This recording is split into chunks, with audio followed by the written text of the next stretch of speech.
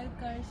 So I wanted to know why you pursued this career of relationship coach. Means this is something that I haven't heard of a lot. Like relationship coach, I have heard about life coaches or mental coaches, physical or what you say, physique coaches, right? But why relationship coach and what is exactly your role on this? So, there was a time when I was going through my own things in my relationship and I was trying to figure out. I was not getting my answers. So, I spent a few years in that journey where I also went on a spiritual journey to understand why are things happening to me, to understand myself better, what is it that I want and what is it that's triggering me, what is it that's not serving me.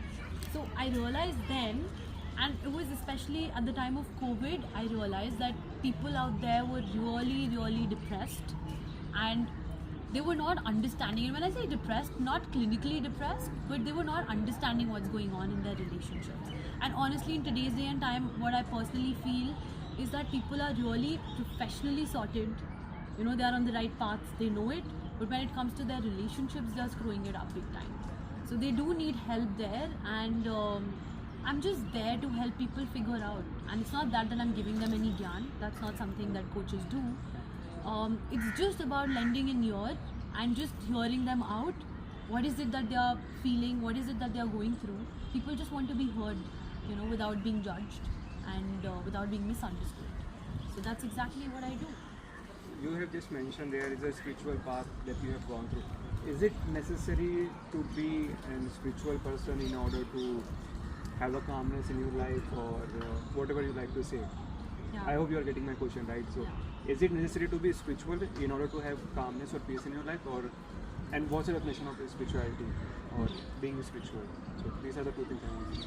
That's a very good question because I personally feel that spirituality is something that keeps you grounded and it keeps you connected with the reality.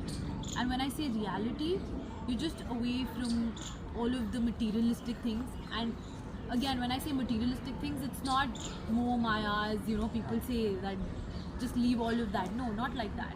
But you know in your head that this is not the reality. You enjoy it, you're doing it for a reason, but on the inside you're just so connected to your roots. And spirituality is something that keeps you close to that, you know, that sense of belongingness. Personally, I feel that if you really need calmness in your life, you need the peace, you definitely need to be on a spiritual path. And being spiritual is, when I say meditation and stuff, again, meditation has a lot of meanings. You know, if you really start talking about it, it's going to go really deep into a very long conversation. But spirituality is a lot of things besides meditation.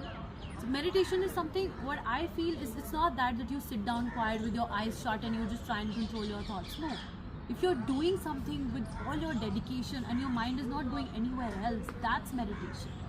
If you're sitting and maybe you're painting and your mind is completely focused on that and your mind is not going elsewhere, that's meditation. You don't have to sit down with your eyes shut and not think about anything, you know.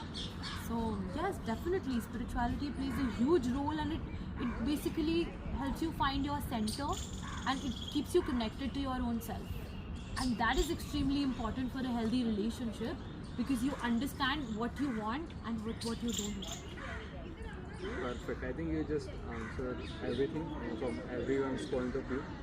So, just one more thing I wanted to know on the same. As you mentioned, it can be like you focusing on your work. That can be a part of meditation as well. So, can we say it can be done in your office hours as well when you are working on your office stuff and you are completely focused on it? Can it be a part of meditation as well, where you are totally involved in one thing and you don't know what the hell is going on all around you? Will that be considered? So work is something that you have to do. Okay. If you enjoy it, that's Then- a different thing, you know, like if you really love what you do, that's a different thing. But then the point comes here that you must understand when you have to switch off from that. If you're working, it just cannot be that just going on working and not focusing on other aspects of life. You know what I mean? So if that stresses you out, if that drains you out, you need another point of meditation. That's not meditation. Okay, so it's basically like if you are enjoying your work, focusing on the same, that will fall in the part of a meditation, and that is a meditation for you because you are feeling good while you are working and focusing on the things that you like to do. Yeah. Right. So yeah, I think that somehow summarizes the thing and somehow tells us that why you need to follow your passion or why you need to be in a role that you love to do Yeah. in order to be calmer and peace from your head and all the things. Yeah. Thanks for the answer. It's pretty much satisfying my needs as well. Thank you so much. You're welcome.